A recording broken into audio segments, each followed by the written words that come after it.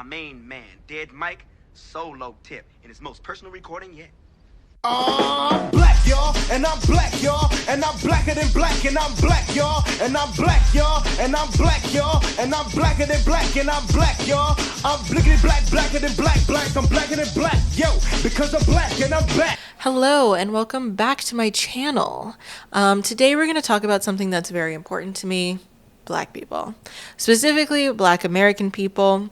You know, I love my people, I love our culture, our language, and our style. For this video essay, we're going to talk about the evolution of Black fandoms and the larger influence of Blackness in white spaces in the digital age. For the purposes of my research, I'm focusing on the 21st century and how spaces have changed and evolved thanks to the advent of technology, the internet, and social media. To start, let me just give a quick breakdown of the timeline that we are exploring. The year is 2000, the world has just entered into a new century, and people are panicking. Culture is shifting, particularly the presence of Black faces in non-digital spaces is shifting. The 80s and 90s were full of Black-centered sitcoms, music, and films, but as we entered the 2000s, our presence was drastically shrinking and replaced by white copies or just white-centered media in general. Going from The Cosby Show, Family Matters, The Fresh Prince, and Living Single to Friends, Will and Grace, and 8 Simple Rules was kind of a cultural whiplash that led to the new generation of young Black teenagers and adults needing to find and create spaces for themselves to be seen and heard. Social media was in her infancy at the time, but blogging was huge. There were sites like Black Planet, Black Voices, Net Noir, and my beloved MySpace. MySpace was a really loved website where people were free to talk and interact and really show their personality digitally with music, pictures, and so much more. These slices of the internet became a safe haven for young Black people to express themselves and have some semblance of freedom in this new digital era. But of course, good things don't last forever, especially online. So not too long after Black people were making a bigger presence on MySpace, Mark Zuckerberg and a few others came along and made Facebook, white and blue and dull, and really centered for connecting people with others from like their universities and schools. That was what it was intended for, but really it was just another opportunity for white flight. White flight is not new. It happened during the Civil Rights era when white people would move out of neighborhoods and towns when Black people started coming in. And it's not all that surprising that the children of these people did the same in a modern way through technology. In the wake of all of this, we begin to enter Obama's America. So 2007, 2008. President is black, my Lambo's blue, and my rims ain't too. I remember being a child in the 5th grade and so excited to have a Black president, and then going to my white Christian school in the South and hearing students parrot the words of their Republican parents, not understanding the impact that those words would have on little Black me. Barack Obama was a really interesting case and phenomena where a presidential candidate was actively using the internet and social media as a campaign strategy. He was on many digital platforms, but more importantly, he was in the wild, wild west known as Twitter. What started as a side project for some tech developers quickly became a space where people were unashamed to voice their opinions, their unfiltered opinions on everything. It wasn't just regular people doing this, it was also celebrities, public figures. Twitter became a site, not an app yet, where you had 140 characters to be funny, honest, or make an impact. And Black people really excelled in this regard. The use of hashtags, the concept of Black girl magic, and the trend of Black X social media was created on this underutilized website. Moving on, the 2010s led to a more organized social media presence with the creation of Instagram, changes to Facebook to become more global, along with a more woke America and community. Maybe I'm biased, but I truly believe that 2012 to 2017 were peak internet years, where both teenagers, like I was, and young adults could thrive and have a good time. Humor was different, and people were a lot more grounded in reality in general. That is until the pandemic and everything went nuts. TikTok, formerly known as Musical.ly, became really popular. YouTube was dying. Twitter was like controlled chaos. Facebook was Antifa, and so much more.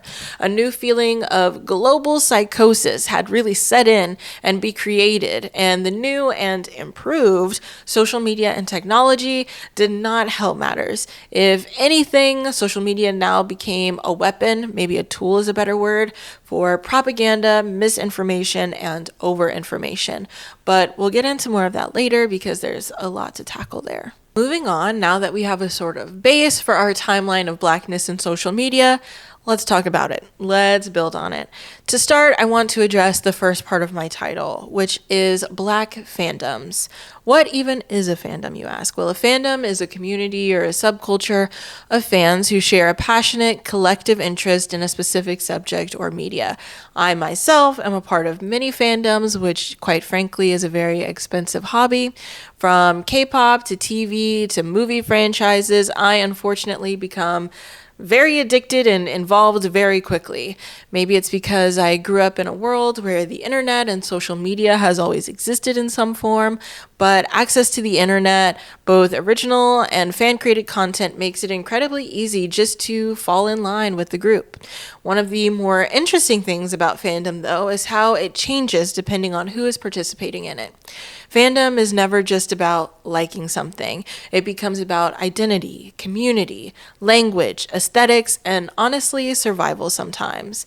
And Black fandom spaces in particular have completely transformed the way popular culture moves online and offline. Especially when it comes to anime, because for a long time, Black fans were treated like outsiders in these communities. If you go back to the early anime fandom in the US, especially in the late 90s and early 2000s, fandom spaces were often dominated by this idea that anime belonged to a very specific demographic. The stereotypical image was usually white, male, introverted, nerdy, convention-going type. Black anime fans absolutely existed, but they were rarely visible in mainstream fandom conversations. A lot of Black fans have talked about feeling isolated at conventions and online forums, or even just in school for liking anime at all. There was this weird social narrative that Blackness and anime somehow didn't fit together, even though we were all watching it. Themes of transformation, struggle, alienation, resistance, found family, and survival were everywhere in anime. And if that doesn't remind you of the many characteristics of Black American culture, I don't know what would. Shows like Dragon Ball Z, Naruto, Bleach, One Piece became huge within Black communities, not because they were cool, but because people genuinely connected emotionally and culturally. And even in the world of hip-hop and rap, before anime references became mainstream, rappers were already doing it in their own ways. Groups like Wu-Tang Clan sampled kung fu films and East Asian media aesthetics, building bridges between Black cultural expression and Asian media, long before white corporations stepped in and realized that there was money to be made in nerd culture. Then later, we get artists like Lil Uzi Vert, Megan Thee Stallion, Denzel Curry, and Kid Cudi openly embracing their anime fandom in ways that felt unapologetic. At the same time, social media completely changed the structure of fandom itself. Black fans no longer had to enter existing fandom spaces quietly and adapt to them. They built their own ecosystems. There's Black anime Twitter, TikTok creators, YouTube videographers, cosplay communities, meme pages, podcasts, and these spaces created entirely new conversations around anime and fandom culture. And honestly, I love it. Having spaces where there's no need to explain or walk someone through a reference, because in these little corners of the internet, there are people who have the same roots and cultural knowledge, and that is truly a privilege. Black fandom culture often transforms media through humor, remixing, reactions, and collective participation. A single anime episode can instantly become memes, debates, fan cams, edits, sound bites, and inside jokes within hours. Fandom becomes collaborative storytelling. People are not just consuming media anymore. They're reshaping it socially in real time. We saw it in the case of anime with ABC Thursdays with Scandal and How to Get Away with Murder, and then hashtag Dim Thrones in reference to Game of Thrones. But there's also tension within this evolution. And Black fandom spaces are constantly having to navigate that balance between authenticity and commodification, especially because Black creativity online is often copied, monetized, and watered down once it becomes popular. The slang, memes, edits, and styles that emerge from Black fandom communities frequently get absorbed into mainstream internet culture without any acknowledgement. The culture moves the internet, but it doesn't always get the credit for shaping it. What I find the most interesting, though, is how Black audiences have historically adopted and transformed media that was never necessarily made for them. Take films like Scarface, Sam Raimi's Spider-Man, Ben Stiller's Meet the Parents, Meet the Fockers, Little Fockers, or even Thelma and Louise. These are predominantly white-centered stories, yet Black audiences have embraced them, quoted them, memed them, and culturally flipped them in ways that gave them entirely new meanings. We even adopted, quote unquote, some white celebrities who are invited to the ever elusive cookout because of how deeply they are embraced within the Black community. People like Princess Diana, Haley Darnisha Williams, Kelly Clarkson, Sandra Bullock, Tom Hanks, but we know how I feel about Tom Hanks, but Black people love him. Or Channing Tatum. They often get affectionately claimed within Black internet spaces. And part of that comes from their relatability, their humor, their perceived authenticity, or simply becoming a meme canon within the community. But you can also be excommunicated very easily. I'm looking at you, Christopher Jamal Evans. On the opposite end of the spectrum, we have Black films that have been commandeered by white people. Immediately, Tyler Perry comes to mind. Originally with his plays and even with his early films like Diary of a Mad Black Woman, I Can Do Battle by Myself, Why Did I Get Married, Daddy's Little Girls, etc. He captivated Black audiences. But then there came Medea's Witness Protection Program, with Eugene Levy as one of the main characters, and after that, all of his productions really shifted in tone. They no longer centered around realistic Black stories or the struggles that many people in poverty experience. Instead, they became borderline minstrel shows that commodified Black bodies, especially Black women's bodies. But still, with this change came a white audience that adored the humor. And this leads me to my next point. One of the biggest conversations surrounding Black influence online is digital blackface. As a resident white apologist, this phenomenon is not necessarily new, but in the past 10 years or so, there has definitely been a huge spike in this behavior online. Non-Black people of every creed have been trying to adopt Blackness visually and real life, but mainly in online spaces where your true colors can remain hidden. Digital blackface refers to non-Black users adopting Black expressions, reaction images, GIFs, slang, and mannerisms online for entertainment or performance purposes. Think about how many viral reaction memes are specifically Black women. Their facial expressions, humor, frustration, side eyes, and reactions become the emotional language of the internet. Black emotion has been memified. One moment that really stood out to me on the internet was a couple of years ago. Part of Monique's monologue from Precious was turned into a TikTok audio and thus into a meme. The scene in question is an intense moment where she is describing the violent sexual abuse that her daughter faced at the hands of her husband and even Monique herself. This bitch's fault because she let my man have her and she didn't say nothing. She didn't scream. She didn't do nothing. So those things that she told you I did to her, who else was going to love me? Since you got your degree and you know every fucking thing, who was going to love me? Who was going to make me feel good? Despite the content of this scene, This moment became a chance for people to laugh and make jokes online. And while people often treat that as a harmless internet culture, it raises some important questions for me, and it should for you as well. Why is Blackness constantly used as a performance online? Why do people feel so comfortable borrowing Black expressions while distancing themselves from actual Black experiences? To sum it up, they want all of our rhythm, but none of the blues. And alongside that comes AVI, or African American Vernacular English, which constantly gets renamed as TikTok slang or Gen Z language, where it's like period, A, slay, T, and it's giving, often get detached from their Black cultural origins once they become mainstream. Even worse, they become attributed to white queer media and personalities who are constantly siphoning style and language from their Black queer counterparts. And then you have celebrities whose popularity becomes tied to their proximity to Blackness. People like Jack Harlow and Post Malone exist in this weird cultural position where part of their image is built around their closeness to Black music, Black aesthetics, and Black audiences.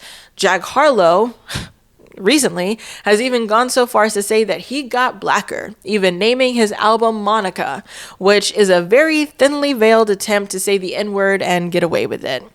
The audacity is astounding, but with those two, I'm not surprised.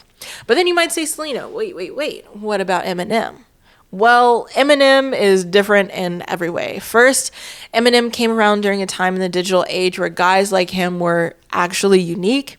More importantly, Eminem has never cosplayed Blackness. He is always very confident and owned his whiteness and his upbringing. Not only that, it was clear he appreciated the culture rather than appropriated it. Whereas the Jacks and Post Malones made their money off of Black audiences and being a culture vulture, only to shift to more appropriate genres like rock and country, Eminem stayed the course and stayed with the genre and the community that accepted him. With technology changing, culture changing, and basic human interactions and behavior basically going extinct, it's no surprise that this invasive act of imitation has become so prevalent. Moving on, Black influence online is not just about appropriation, it's also about innovation.